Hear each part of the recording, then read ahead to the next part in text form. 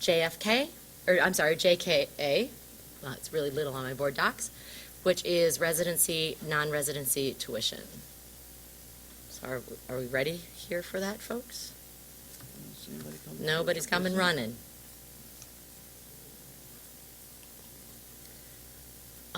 Maybe if we could just load up their presentation, if we have to walk through it without them. Which one are we pulling up, the first one? JFA, tuition, residency, and non-residency. Okay. Sure, we can go to the second one. If there's no objections, we'll move the agenda. Thanks, second one. Thank you, FFA, the naming and renaming of school facilities.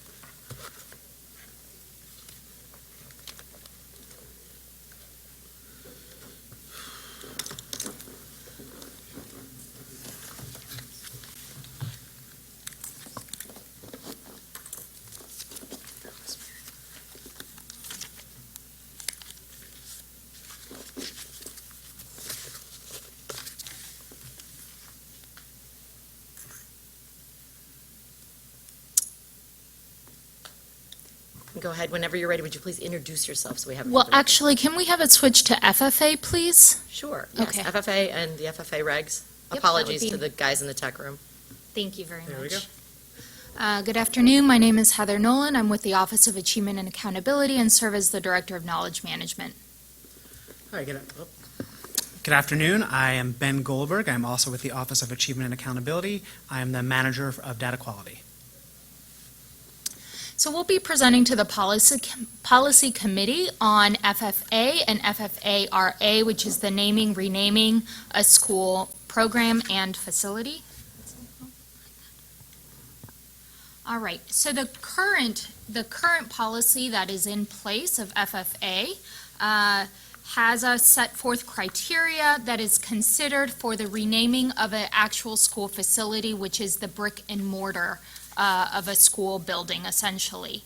It also includes information and steps for involving the school community in the decision for naming or renaming of a school facility. What we are proposing as updates, to name a few, is the inclusion of the school program renaming within the current policy, which just captures the renaming of a facility or the brick and mortar. In addition to that, it's as part of the renaming of a school program or the naming of a school program that it be considered that you can name the school program after a distinguished representative of the community. In addition, we are recommending that there be inclusion of language regarding the merger of schools, which is currently practices that are taking place as part of the 21st century buildings. We are also including new implementation strategies that clarify the program naming versus a facility naming as part of the FFA policy and regulations. And also that we are including a list of previously new names for consideration when a community comes and recommends a new naming. As an overview, the FFA process includes a school leader providing the CEO or its designee with a school renaming request form. That request form is reviewed by a number of representatives that make part of a renaming work group, which includes representatives from the Office of Achievement and Accountability, or OAA, the Facilities Office, 21st Century Schools, and one other office that is missing in this list is the Office of New Schools. If a request is approved by the CEO designee, then the school leader is convening a naming or renaming committee at their school, and then ultimately bringing forth a renaming recommendation to be approved by the board. The school leader responsibilities includes, again, that convening of a lead committee that includes representation from a host of individuals and groups, including parents, school family council, students, faculty, staff members, and local community members, and that the school leader is tabulating what the ultimate recommendation to the board is, so that that tabulation can demonstrate support of the proposed renaming among the community members. Our rationale for bringing forth revisions to the FFA policy and regulation includes one being the BGC policy that references policies are to be reviewed and updated if necessary on a staggered 6-year cycle. The FFA and FFA-RA were adopted in March 9th, 2010, so you could argue it was time for a review. Secondly, we believe that the policy and regulations should account for different types of decisions made as part of the 21st Century Initiatives work, which is a large body of work of the school district. As an example, currently, the policy and regulation does not fully address schools combining and the process by which a new program name is requested. And then finally, the FFA solely covers a school facility or a physical building, and this is a policy that would expand to encompass both the renaming or naming of a facility and a program. Our timeline for this review is that in school year 16-17, we convened an FFA committee to review the current policy and regulation against policies from other school districts. In the summertime, we collected stakeholder feedback, including PCAB, the Charter Advisory Board, and other representatives. September 19th, which is today, we're reviewing it with the policy committee, and then we will set forward to present first reader and second reader in the month of October. And now Ben is going to go into more details around the proposed changes to the policy and regulation. Maybe this is a good point to pause really quickly and see, Commissioner. I think you answered this. I think that you answered some of my questions, because before we got to what you were going to explain, I was concerned or wondered if you had a overwhelming request to change names as far as programs are concerned, and would that have anything to do with low enrollment or a change that have been made at the school site? And I think you kind of touched on that. Would that be one of the reasons that you think it's necessary to put this in the policy? The school program name, we've had a handful requests over the past couple of years for just program name changes and not the change to the facility name, if you will. The facility names are those that require some additional steps with City Council, as the property is maintained by or is owned by the city. And so we wanted to provide that space for schools that just wanted to update their programs. Currently, when we do receive program name changes, we utilize the FFA policy as our guide, but we wanted to make sure that this policy was more accurate to reflect those schools that just want a program name change. And I'll give you a specific example. This school year, New Hope Academy requested that their program name be changed. They didn't feel they needed to go through the steps or want to go through the steps of actually changing the facility or brick and mortar. And so we utilized that FFA policy to guide them through the steps of bringing forth a recommendation of just changing their name, getting the support of the community and getting the input of the community around what the name change should be for school year 17-18, and then bringing that tabulation and presenting that recommendation to the board. And so now for school year 17-18, New Hope's new name is the Joseph C. Briscoe Academy. Okay, thank you. Okay, so yes, so as Heather said, I will just walk through some of the substantive changes that are being proposed to the policy. I think we've discussed this first one, the inclusion of school programs. As we've shared, the current policy only offers guidance for school facilities, physical buildings, and we wanted to offer clarity around school facilities and school programs and how some of those regulations would differ. A list of previously used names is currently required to be reviewed by the current FFA policy, and we want to recommend that it is moved to be only a recommended list, not a required list, just lessening that a little bit. Adding a new section on the merger of schools so that when two schools do merge, there is a new requirement asking that a new name at least be considered within that first year, just in order to create a new identity. This is one of the one example that we actually really liked from other districts that have similar rules regarding the merged schools. The legacy plaque is also something that had been in the policy. It was unclear about if it should be permanently affixed and the cost, so we wanted to make sure that was clear that the cost would be assumed by the school and community in the policy, and that it can be permanently affixed. It's not required to be done. Since you brought up costs, Sure. the legacy plaque is covered by the school itself. Who covers the rebranding, the retiling of the gym floor, the remaking of a new sign, the new T-shirts or who covers all of that? Letterhead. Sure. So as it's proposed, that is a school cost. So And it comes out of their general operating budget? Mm-hmm. Yes. There's possibility in the policy that this already existed with community support and community dollars funding. That's not something that was changed for this revision. Okay. So a naming or renaming committee, the language in the policy as it stands was vague, so we wanted to provide some more guidance on what a school leader is required to do to make sure that the community is involved.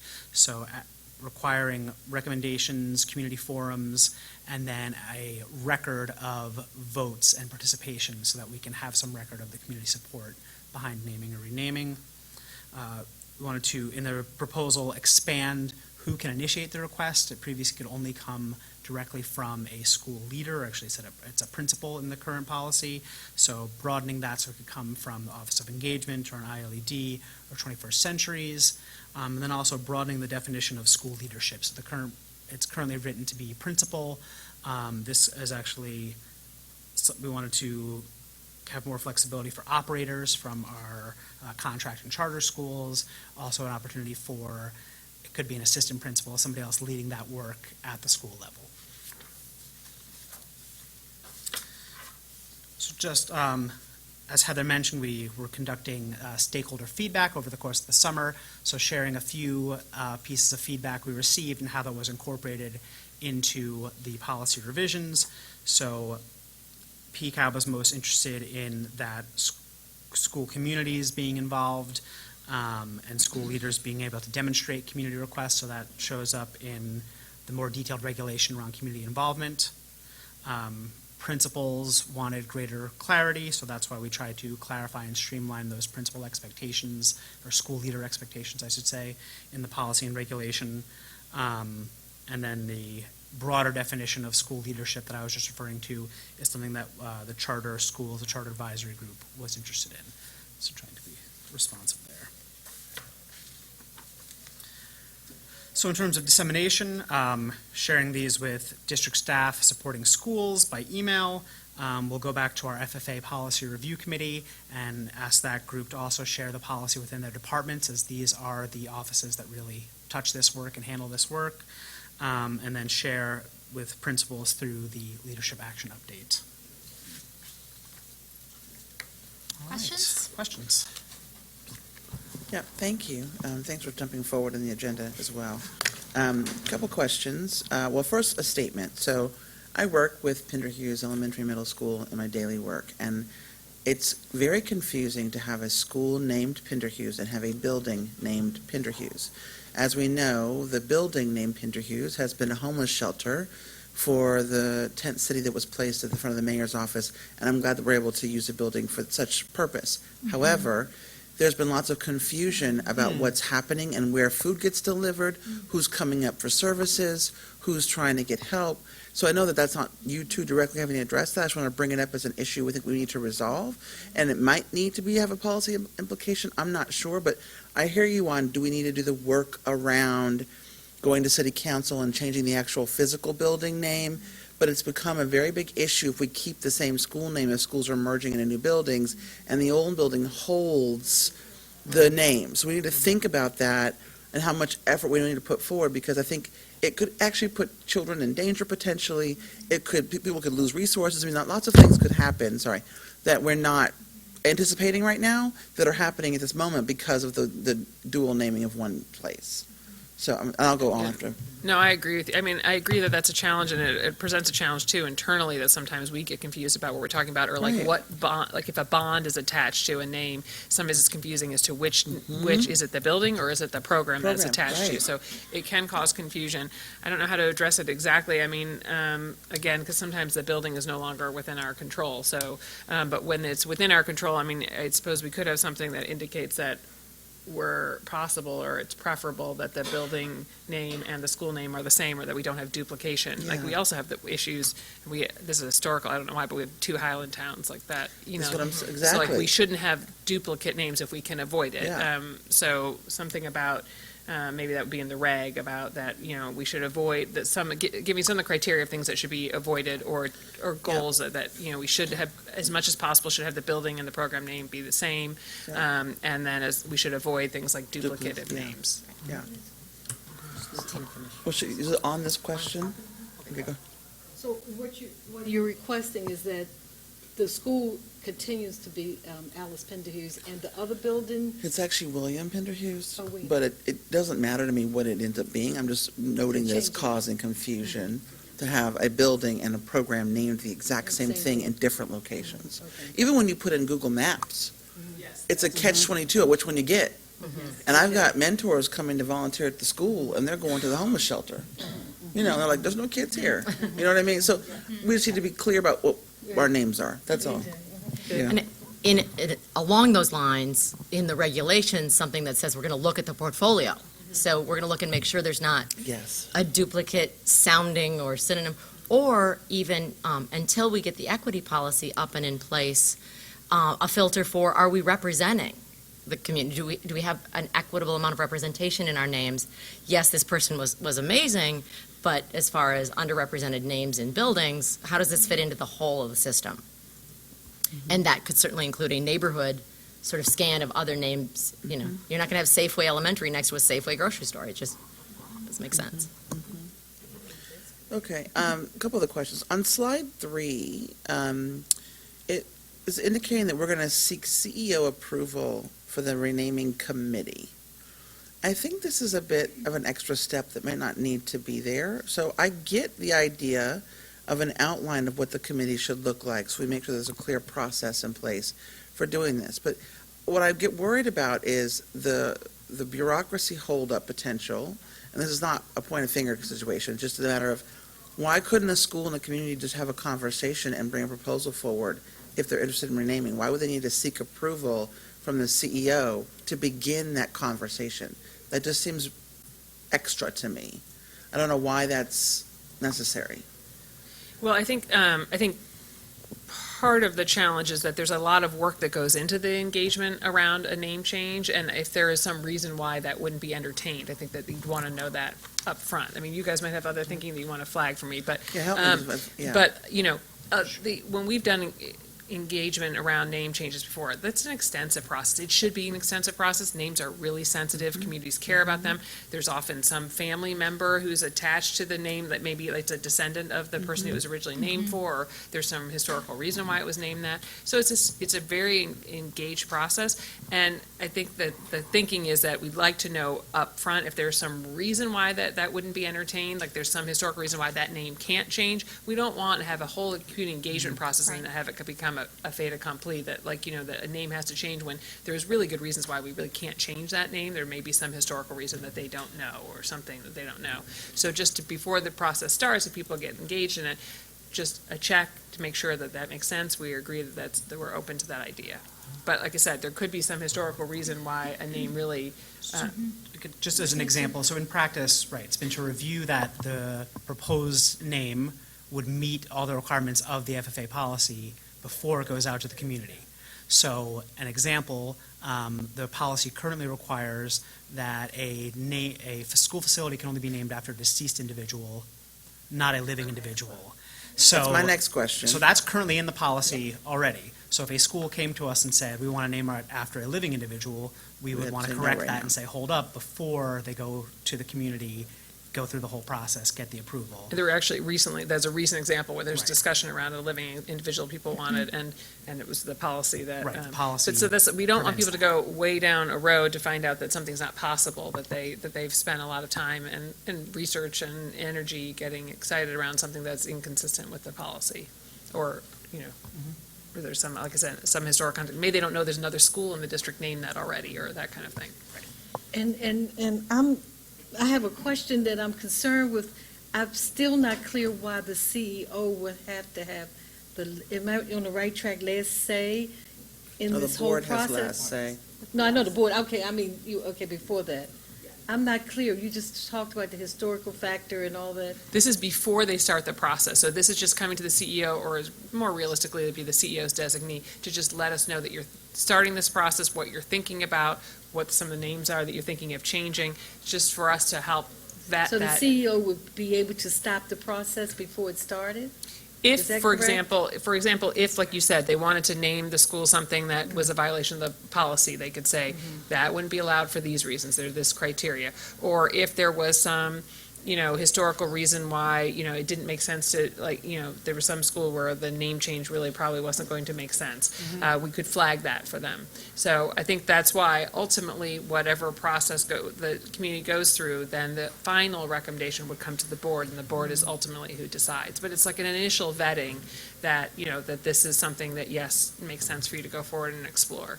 And we're yeah. very supportive of communities kind of owning their names. And so, like with the recent process over Dorothy I. Height, I mean, we, our Nicole Price in our 21st Century office was very supportive of that. She kind of facilitated the process.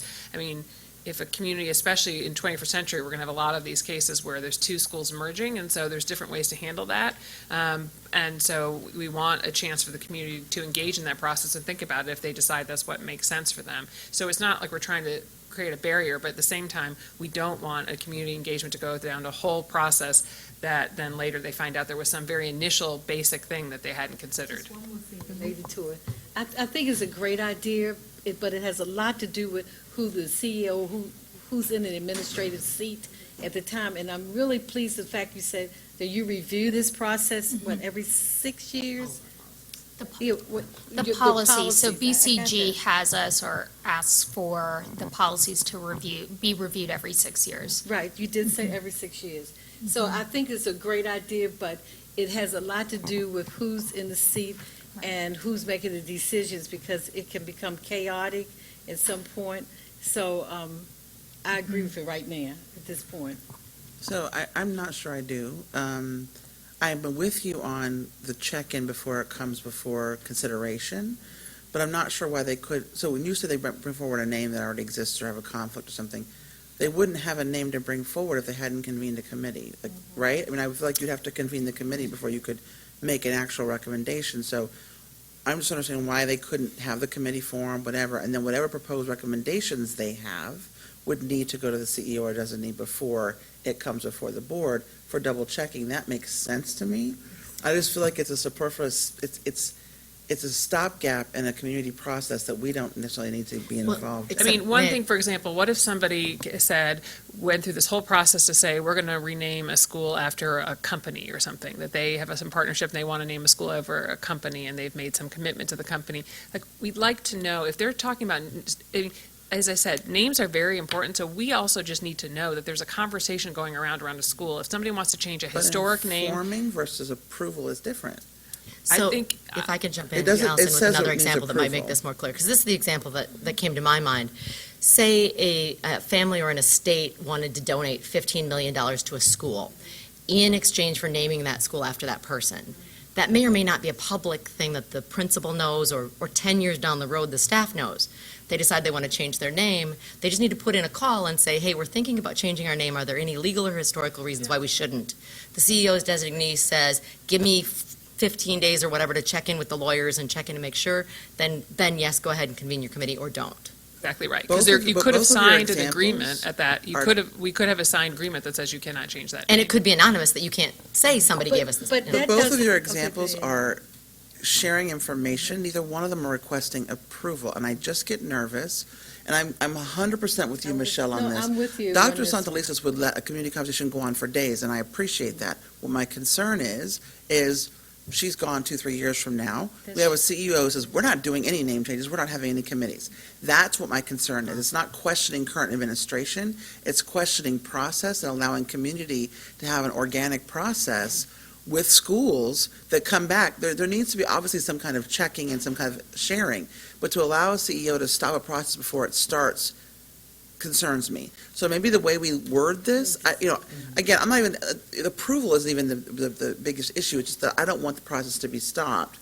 Rather, there should be some kind of insertion of district staff in the process, or there needs to be some kind of vetting, something that language could change, because while I have faith in our current CEO, I don't know in just general future who someone wouldn't be a bit tyrannical and say, we're not changing any names. That's it, they're done. Would it work to add to the regs that the CEO or CEO's designee must provide substantial and reasonable rationale for why not, or language around that, rather than just simply saying no? No. Can I just, go ahead. I just join in, and the more I think about incidents from the South and different places around the world. I think that what you were saying, Tina, makes all the sense in the world, because if you have a community that who's making a decision to change a name, and they've gotten it together, and they would contact the office to evaluate the legality of it, I don't think that we should put in the policy that the CEO would make the decision before, right away, which would shut down the community as completely, the community process. And I'm thinking of many things that can occur in that process. The CEO who we have right now might be fine. However, 6 years up the line, we don't know what could happen, and a new change of a name, and for the community could change, and they want a new name, and it would not work. So I'm sort of, the more I think about it, the more concerned I get about that. So maybe we could table this? Can I make a recommendation? Please. Sure. If you leave it the way that it is, but you add a section that if the CEO, a remedial section, right? That if the CEO does not approve, that the committee members can appeal to the board. Directly to the board. A direct appeal to the board. I think that's the way to handle it. Yeah. I agree, because I think there are legitimate reasons why we would create a lot of ill will with communities when we allow them to go down a process. They're going to feel mistreated if they go through a process communities take this seriously, and they will go through a process to rename a building. And if we find out later, like to Commissioner Hassan's point, that it can't be renamed for some legal reason, or that name just does not pass, you're going to spend a lot of time going back with the community to explain why their whole process is not valid, and you're in a really difficult situation at that point. And so I like the idea of you can say no, but that there's an appeal role, that if people feel like it's unfair. And I think that there could even be some criteria in the regs, like the kinds of reasons why you might say no, like there's a legal prohibition on changing the name, or give example. I don't think it has to be an exhaustive list, but there's a legal prohibition. There's a school with that name already. There, some. So I think it's pretty clear, moving forward. It's not. No, it's It's not? not Okay. So let me Okay. say this. What if the CEO says, we're really busy right now. We have 4 schools opening. We have this. I don't have time to send somebody over here to look at this. We're not going to worry about this right now. The community gets mad again. And there needs to be another way. Some kind of form can be submitted and then check off. I just get worried that when you say the CEO has to approve, given everything the CEO has to do, this could then get caught up in months of not happening. If a designee had to be there in place, I like the idea of inserting the board could do it later, but then that requires them coming to a board meeting and submitting. I mean, it just seems extra. I don't know. I'm not with you on this, Allison. I'm sorry. The idea that we have to, there could be a way for them to check on what's happening versus getting formal approval. There's 2 different things that are happening there. I don't Imagine know if you don't have an approval process, you've got a school community who's out there having meetings and conversations about changing the school name without authority, without anybody knowing it, and they're having problematic conversations. Adding to that, though. I didn't say without anybody knowing it. There could be a way that they're submitting some kind of application they're letting you know this is happening. If a principal is doing this, it's their responsibility to tell their IELD or to sort of submit some kind of documentation to the district they want this to happen. It doesn't need to be a random, we're going to do this in isolation, because that'd be crazy too. But you're going from one end to the other, and I'm asking for some kind of middle ground. So So I'm going to Commissioner- step in oh. here and simply say that I think it's pretty clear that we need more conversation on this, But which that's was what the this end of is my for. sentence, right. But perhaps giving some thought time, some research time to look at how other districts are handling this before first reader, we could put it back on for a 5-minute re-up before first reader, because we have another meeting before it comes to first reader, rather than sitting here going back and forth without substantial examples of ideas of how to reconcile. So for clarity's sake, then, to bring it back, also prepare some options for differences in language that accounts for, this would be the process if the community just went forward without the CEO's approval, versus this is the process the community goes forward with CEO input on whether to go forward or not. Or the third, which is our current, is, CEO designee must approve, first off, whether the name-changing process can continue. So I'm not asking for another meeting, so you have to answer that question. I think it's kind of extra. I mean, at this point, I'm just asking to explore some language that we could use that has some kind of way of identifying what we'd like to do with the name change, and then we go from there versus a formal approval from the district. That's all I'm asking. That seems like a whole bunch of work that I don't want staff to have to do. I really don't. I don't think we have to look at other districts. I think we just need to sort of come to terms with what's a medium ground approach so that communities feel like they're heard. They feel like they have a ability to do something without, to me, the CEO is in charge of the school system. Fair enough. She's not in charge of the community.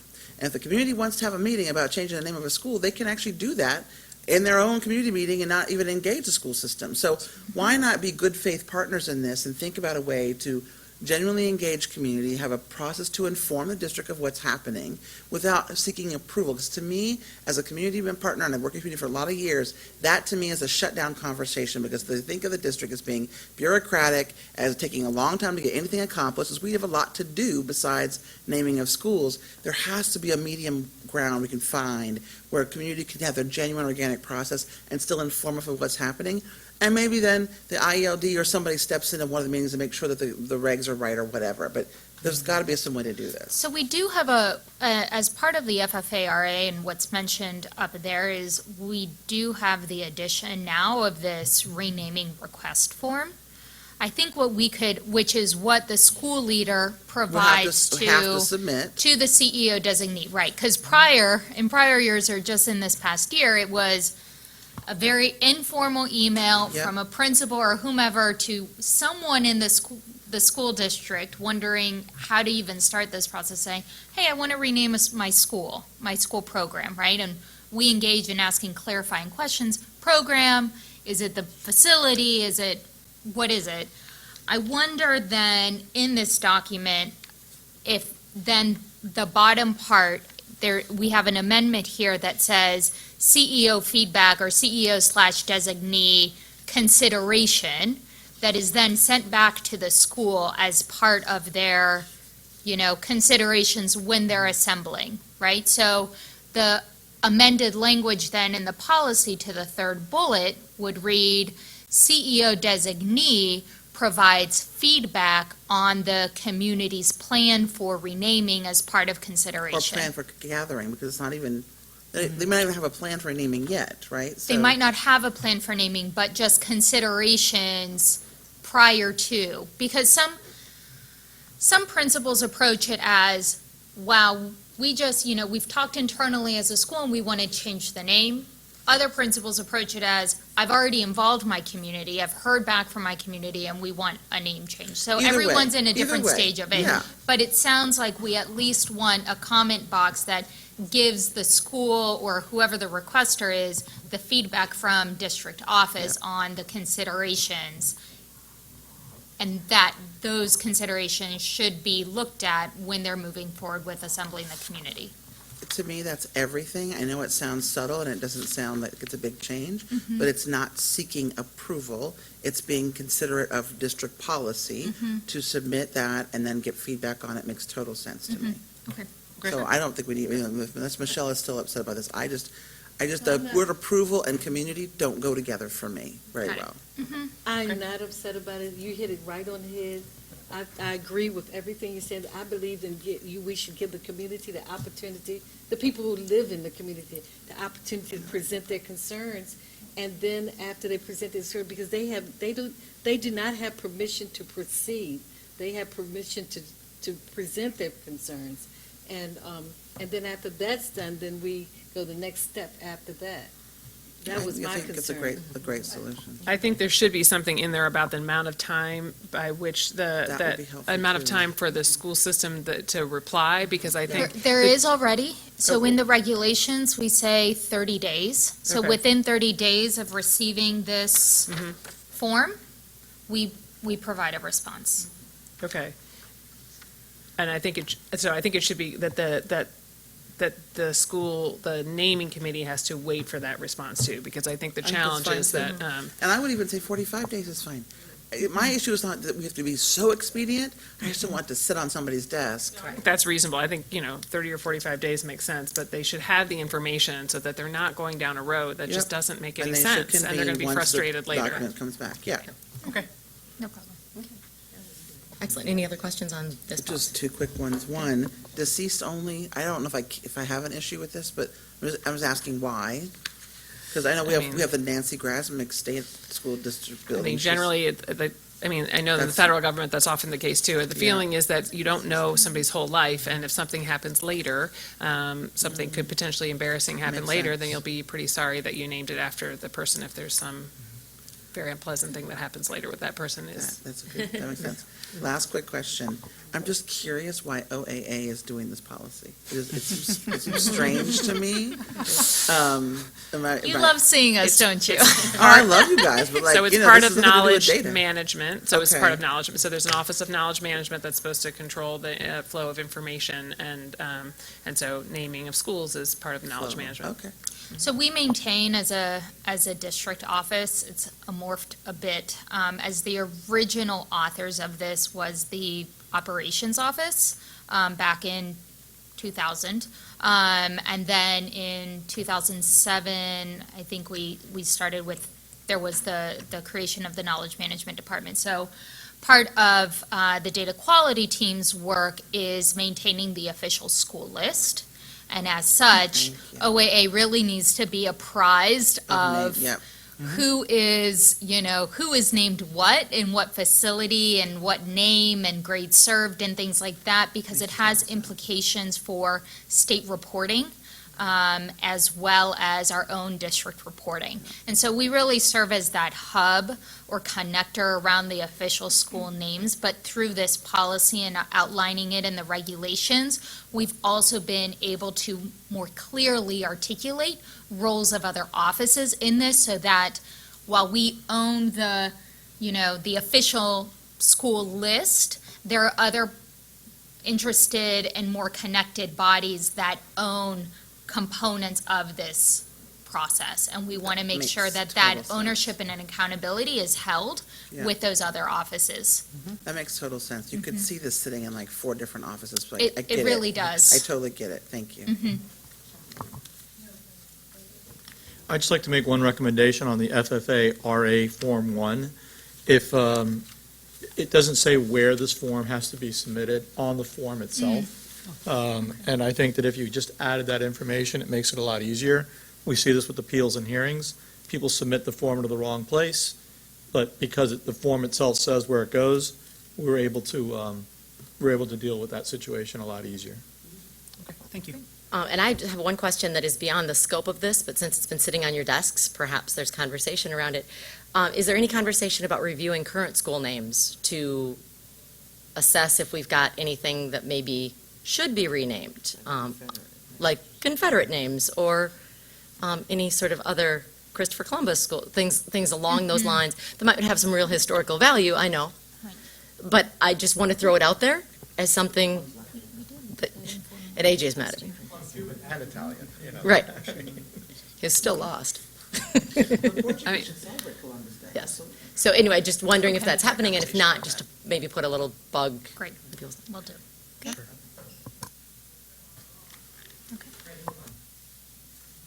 Okay, excellent. Thank you very, very much. Thank you very much. Thank you very much. Nice to see OAA. So switching the agenda back to JFA, tuition residency and non-residency.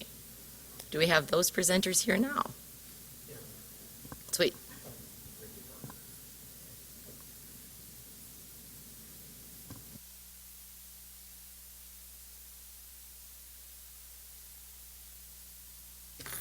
Good afternoon. I am Sharon Brinkley Parker, Director for Enrollment Choice and Transfer. This afternoon, I'm going to go through an update for policy JFA along with the regulations for tuition residency and non-residency. And so some background in terms of why the update is being given is just because we did not have specific language regarding the process for enrolling students as well as placement for our non-residents in our entrance criteria schools. We also looked at the funding allocation shifts considering our current budget constraints in order to make sure that we are in a position to offer or continue to offer quality academic programming for those schools. And so some of the challenges that we saw in the way that the policy and regulations were currently written is that school-based administration were not identified within the process. And so if central office, our office, was in contact or communication with a family that was outside of the city, we were able to walk them through that process, but school-based leaders did not have any indication on their next steps. So that has been added, as well as the distinction between how you access programs for our residents who are within the city and non-residents, as well as the funding option. Currently, the funding sits within the central bucket, and so we're looking at the shifts for the CAO's office in order for them to have access to those funds in order to support the programming at those specific schools. As we move forward with the readers of this policy, we have been in constant communication with the legal office around the original formation of this policy and the regulations. And as of last week, we got our final iteration back from them. And so moving forward, we're going to vet this through the Charter Advisory Board as well as PCAB. And then some additional groups are the Baltimore Teachers Union, Pizzazza, Disability Rights of Maryland, and the Teachers Democracy Project. As such, the changes that we propose or the additions that we proposed for policy is around our belief statement, in the sense that we are committed to continuing to provide a quality program for all of our students, including our non-residents, specifically our residents who are here. With the feedback from legal, the second proposed change for policy has now been moved to the regulation, which is around the specific steps that administrators need to take in order to make those enrollments for non-residents. Moving forward with the changes to the regulation, there were two themes that emerged. One was around the guidelines, and that is how do we make sure that we are not excluding our qualified city residents and placing non-residents inside of those schools where seats are available for our residents, as well as the seat capacity, making sure that we are not removing seats that are for our students who are qualified and giving them to students who are not dwelling within Baltimore City. And then the funding source. There is now a process for the CAO's office to be able to allocate those funds to the specific projects that are happening within schools in order to make sure that we are sustaining those programs. In terms of our next steps, there is collaboration currently to support the process for the finance office and the CAO's office in order to make sure that there is a process to transfer those funds to the identified buckets in order to continue to support those programs for our students. Communication with our school leaders in terms of residency enrollment for our non-residents, and then the outreach to the identified stakeholders on the previous slides in order to solicit feedback for the policy updates. In terms of our communication plan, We are continuing our communication with the external stakeholders, as well as making sure that we have internal communication with our staff in order to have them understand the changes and the updates to the policy and regulation. And that information will be solicited through the Leadership Action Update as well as on our city schools website.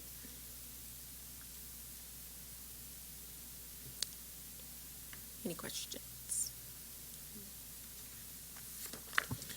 I'm actually looking at the actual policy. You didn't present this part, but I just have a question about it. Where you have a student who has parents who live within Baltimore City and without Baltimore City, and they don't live together, how do we establish residency given that the child does not permanently live with either parent? It speaks to this tiny bit, but I just want to be clear that we are being fair to our students, whose not choice it is about which parent they're with, whenever, and how much time, that we are respectful of that, as long as either parent who's living in the city can establish residency. It doesn't, because it says that if they're not domiciled with the parent, I just want to be clear that even if a parent had the kid 20% of the time and the other one was 80%, are they still allowed to come into our schools? Like, how do we reconcile that? Yeah, so most often, and we've dealt with this before, sometimes parents have established custody and sometimes they don't. In established custody, it will indicate which parent has the educational rights or the amount of time that's spent typically during the school year. In that we go with the court order. If it's something that parents just decide, then we allow them to state to us who the child is staying with, and we go on that. It's not until attendance or something becomes an issue where it's flagged that it might be that they are not staying with the parent, that we then send a residency person out just to check on that. But the other counties that surround us do the same thing. If parents live in both city, county, or within a county or city on different sides, they will allow the child to have access to both. So I'm going to just clarify the first sentence you said. So if a parent has custody but doesn't live in the city, and the other parent, the non-custodial parent, does live in the city, they're not eligible for our schools? Is that what you're telling me? Not if the court order says that they are residing in the county with the parent during the school time. So some orders will say that specifically during the school year, the child is residing with custodial parent who's maternal. If that maternal parent lives in another LEA, then that is the place that we refer them to. If the parents have then made the choice that they are going to the child is residing with the father, or if the mother, if it's the opposite, then we'll go on that. So it really is a case-by-case basis. It's not saying you can't come in, but any it's just kind of shared custody is shared ability to go to either one? Yeah. Okay. My last question, and this is, people think I hate the School for the Arts when I ask this, and I don't. I love that school. But this policy, School for the Arts violates this policy every year. So I don't know, if there needs to be something in here, legally, we could be in trouble here, because this is saying we rank the students by residency first and then non-residency. And this is not a criticism of what they've been doing. They've done a great job of cutting down the amount of kids that are coming outside of zone and whatnot into the school. However, this policy clearly states that in all of our schools, we will rank the resident first and then the non-resident second. If we are allowing School for the Arts to continue their way of enrolling children, then this policy has to state that clearly, that they have an exception. Okay. Otherwise, we'll be in big trouble, because parents could sue us saying, well, no, you said this, your policy says this, and we're not following through with that. So that needs to be added, that's all. I'm not criticizing them, but I'm done. So actually, my question was really around the process and community engagement, and not seeing VSA on the list as somebody, because they might be able to see that and flag that. And also, I believe it is a working, standing expectation that community engagement is happened before it comes to this committee. So just wondering if, there's heads up that hopefully we'll see that engagement prior to this, so we can have that as part of the decision-making moving forward to recommend or not recommend at the board. So just in terms of transparency in the process, that was the plan. However, we had some legal back and forth just with the new form that was created and whether or not the information within that form, now that we have a standardized form across the district for enrollment. And so that held up our process with pushing forward with the information. Perfect. And even then, just a quick little explanation on this is why community engagement hasn't happened, I think would help people just say, okay. Thank you very much for your presentation. Thank you. Thank you. We are now coming to a point where we are going to have our very first public engagement and public comments.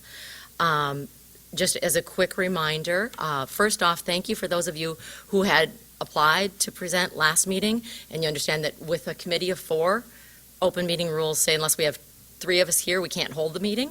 So if someone has an illness or a personal emergency, we have to unfortunately cancel the meeting, so I appreciate your flexibility in coming back with us.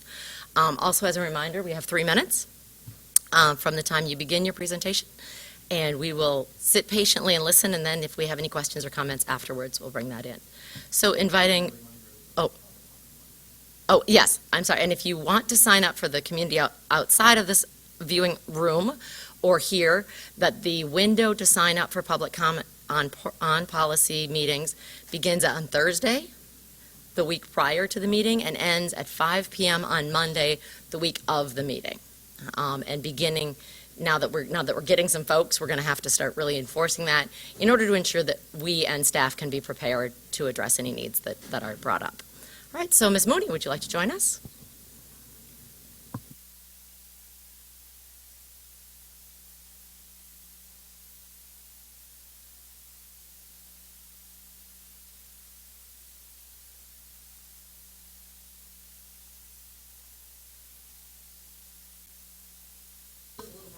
Yeah. Sometimes those things don't necessarily need to go out in public either, though, if we can sort of understand that balance. But yes, I hear you in the understanding for a direct and honest answer, and we'll do that whenever possible without violating the confidentiality and privacy of the board members.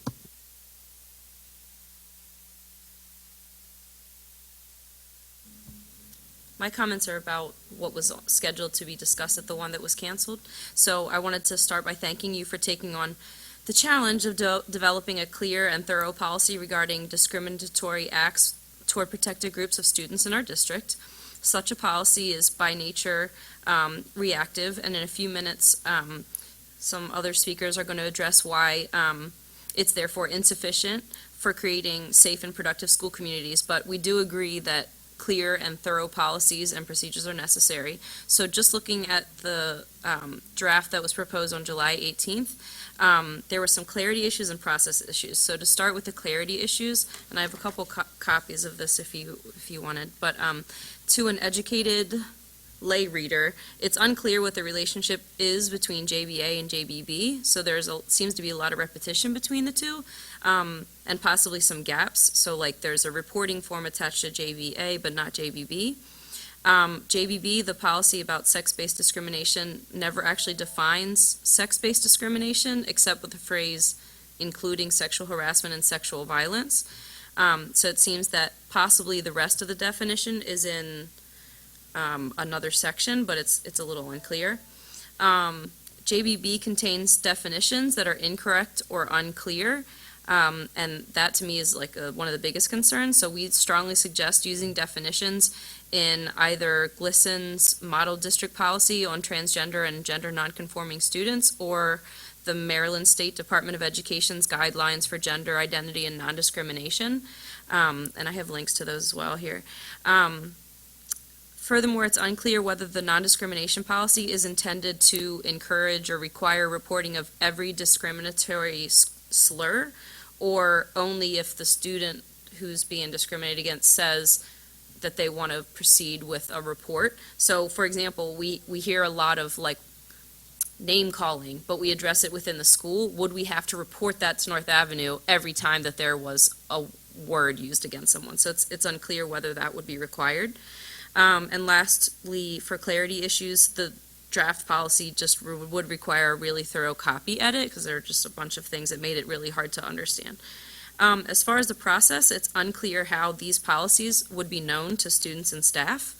And I was curious as to what guidelines would be used to determine what the appropriate disciplinary action would be. Like if a teacher is accused of something, how will we make sure that people are treated equally? Like if different people are accused of a similar thing, that they're getting consequences that are not unfair. The discrimination reporting form provides only a physical mailing address, and in this day and age, it would be really great if someone could just email like a completed form, or like take a picture of a completed form and email it. And also, like that would be great for accountability. So then, like they could receive an acknowledgement that it's been received. Section, I believe, 6 refers victims of sexual assault to Baltimore City Police Department, but I'm wondering what is the role of school police in this regard? So is it police department policy to refer all sexual assault cases to city police rather than school police? Like, how does that work? And then the policy allows for 60 days to investigate and resolve an incident, and that seems like a really long time if a student is experiencing discrimination. And so I was wondering, what is the rationale for such an extended timeline?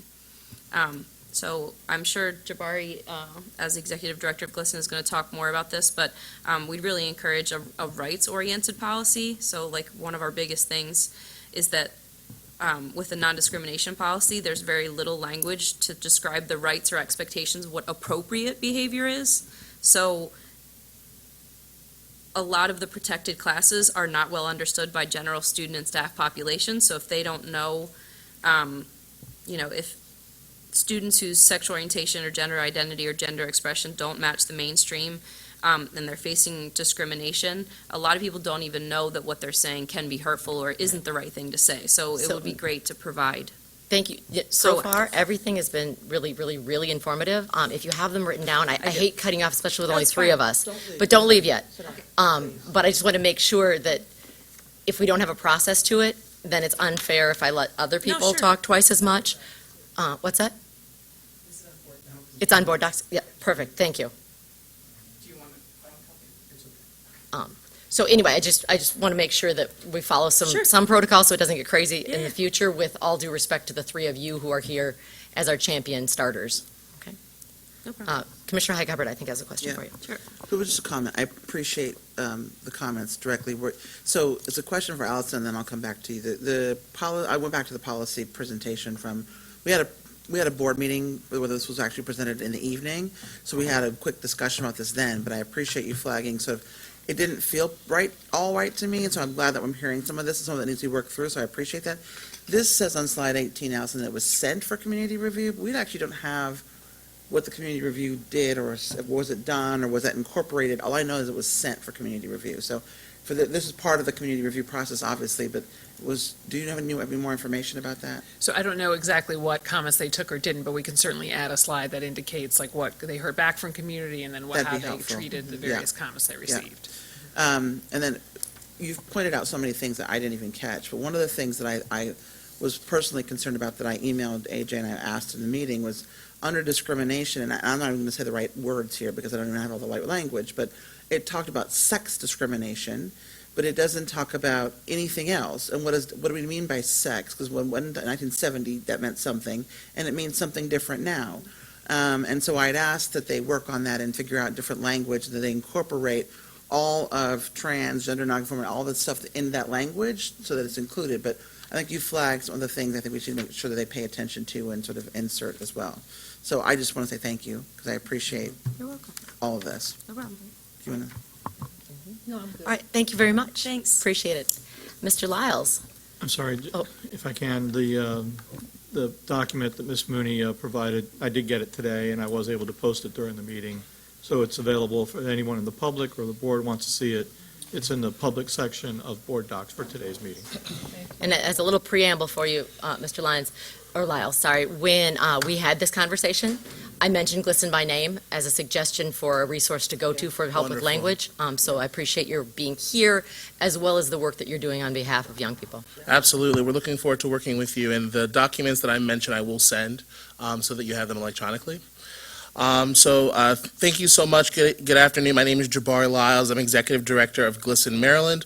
GLSEN Maryland is Maryland's local chapter of the leading national organization addressing LGBT issues in K-12 schools.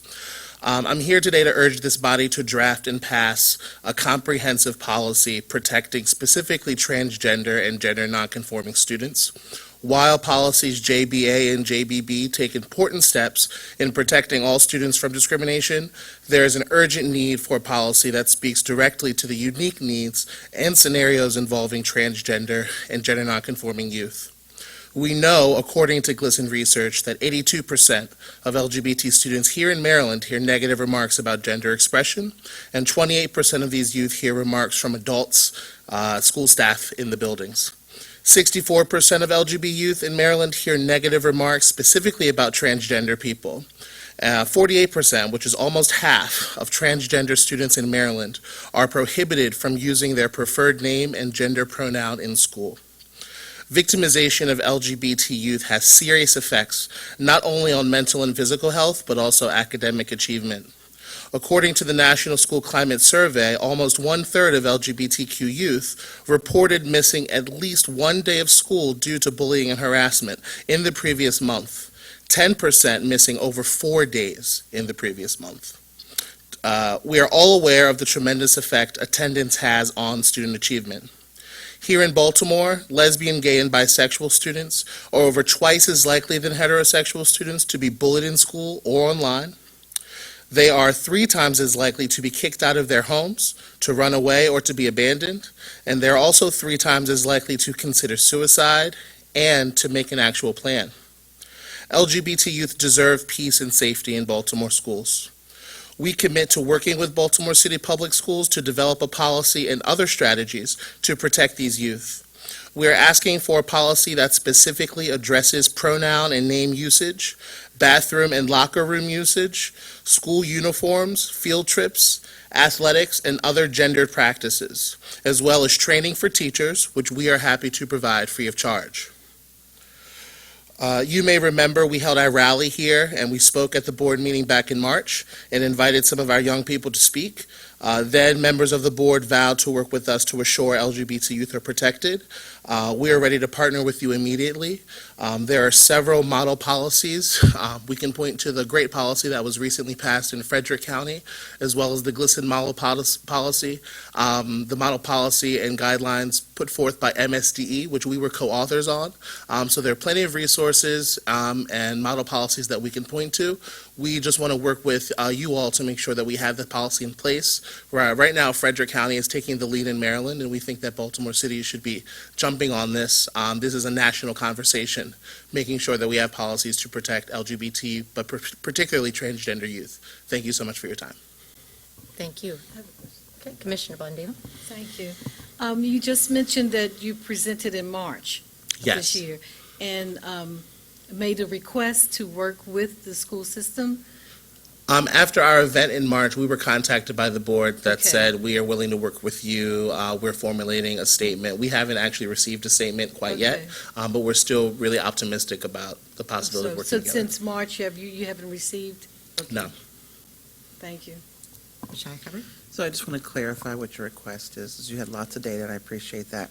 I'd love to know our data from Baltimore. Sure. It's probably better than Maryland, I would hope. Maybe not, but I would hope. But so you're requesting a policy just for transgender and gender nonconforming students? Yes.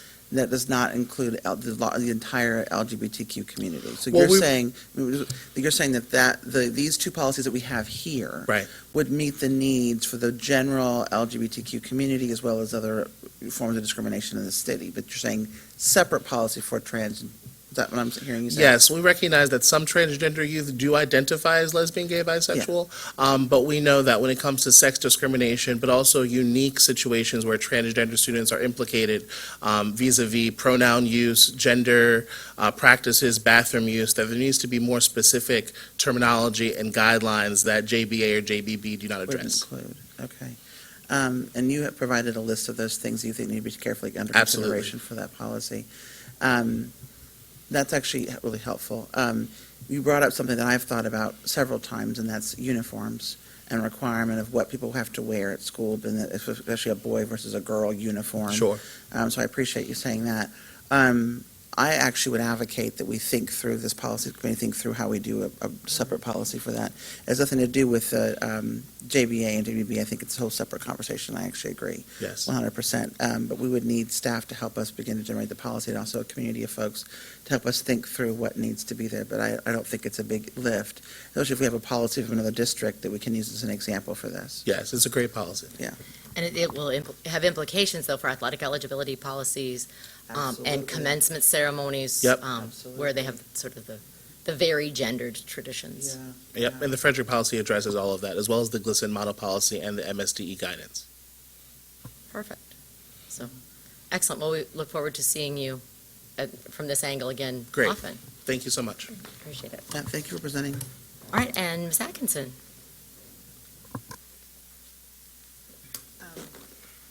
Good afternoon. Thank you for this opportunity for public comment. It's good, and it's going to get even better when more people can come. I have some general comments about, they have to do with equity and policy making, so they would ultimately speak to any equity policy that gets written. But they're things that I'm noticing at our policy meetings and at the school board meetings that are kind of general issues that I think, okay, sorry. So they're general issues that I don't think would be that hard to fix. One would be, if you cancel, could you let someone know that the thing's canceled? Because I came to the canceled meeting and there was no notice, or no one at the front desk knew anything about it. That's really tiny. I guess a big one is, how do you decide who to reach out to of all the potential stakeholders when you say you want stakeholder input? Because it seems really random. And I think we could systematize this really easily by doing a quick review of all the people who speak at board meetings and at policy meetings, the obvious people, and then having those lists attached to each policy as it comes up in the calendar. And then sending those people in advance something saying, do you want to participate in this? I really appreciated seeing that we're going to be, that the Teachers Democracy Project is going to be included, for instance, but it sort of raises alarm bells, like, well, why not this group? Why not this group? I mean, it's great because we're on the list, but, other people should be on the list, maybe even more appropriate. So I think I made this suggestion previously, but I really think that it would be possible to do a better job of proactively seeking out the right list of stakeholders. Another thing, I think, in anticipating, I would like to know where we are with the equity policy, anticipating that we are moving towards an equity policy. I would suggest that one thing that we consider before we start is a list of data that becomes publicly available every year by a certain date that would address the various equity data points that people, that an equity policy would involve, and that would be a low-hanging fruit in terms of putting it out there. We heard at the last board meeting a whole report about recruitment and hiring, for instance. That's the kind of data that would be extremely helpful to those of us who have an eye on data to have routinely. I know my time's up. And one really quick thing is that I'm actually going to be going on a kind of quasi-sabbatical for a while to deal with some health issues, and I just want to say that we are hiring a replacement, and you will still be hearing from us, but it won't necessarily be me, although I know I'm a member of the public and can come if I want, but not in my current role. But I really appreciate how open you guys have been, especially in the last year. It feels like the whole atmosphere has changed, and personally, I appreciate that. All right, well, first off, we wish you well. Thank you. And you will be missed. Secondly, I would call attention to the fact that the policy calendar is posted and available, so that if you want to share that with stakeholder groups or community organizations or your friends and colleagues, that people can start to heads up on it. And I can't believe if someone stepped forward and said, we want to be added to the list, that we wouldn't. Totally hear you on that we need to do a better job with outreach, but that's a reciprocal relationship. So, if you want to be a part of a policy in the public, say so. I had something, and then when you talk about your health concerns, I lost it. Yeah. I'm sorry. I'm thinking about you now and not. Oh, sorry. I'm thinking about you and not the Thank you. policy. So I'm sorry. I had a question and I lost it. I don't. Commissioner remember. Monaghan? I'm good. Okay, Adrian, did you want to address anything? I just wanted to say that two things real quick. One, when the meeting was canceled, it was posted on the website, it was posted on Facebook, it was posted on all the social media platforms, and that was done a week prior to the actual meeting. If you have suggestions on how we can post it beyond that to get the word out, we'd love to have it. And two, going back to Ms. Mooney's comment, there was a cancellation of the meeting was because there needed more time on the school police policy, and we did not have a quorum, so it was easy to say they needed more time, rather than finding an additional board member to come in to fill a quorum, which we do quite often. We went ahead and canceled the policy so that the policy could have more time. There was no lie given to the public. That was the truth of what happened. Yeah, we canceled the policy meeting that day, not the policy. The police policy will be coming up in the future. I remember now. Okay? Yeah. Any other comments? Good. I remember. Commissioner Highcover. So I appreciate your comments on the equity policy. That's what I wanted to bring up. We are thinking through as a board what equity means to the district and what that means, what action we have to take in order to do that. I'd love if you have thoughts about what would be included in an equity policy. Can you please share it? Because right now I'm leaning towards the idea that every policy we create has to have an equity lens to it. And it could be that the elements that you're talking about around data and around what's the equity statement in every policy we do, or what's the equity action, not just statement, but action in every policy we do, might be able to be put in our policy creation bucket, where we're saying this is the filter by which you have to do policies from now on, I don't care which policy it is, versus a separate equity policy. So if you have thoughts about sort of having a separate equity policy, or it being able to be sort of included as part of our policy creation work, I'd love to see that before you take your sabbatical, if you don't mind, if you have time. Sure. Thank you. And it's going to be an ongoing issue for the Teachers Democracy Project all Okay. year. So someone could submit So it. Yeah. other people will be weighing in. Yeah. Thank you. My guess is it's sitting in an outbox waiting to hit send. That's what yeah. All right, our next policy meeting is sometime in October, right, AJ? October 17th, 3:30. Again, if you'd like to participate in public comment, that opens up, you can call the board office, you can email the board office to sign up, but Thursday to Monday at 5 p.m. prior to the meeting, and at 4:49 p.m. we are adjourned. Thank you.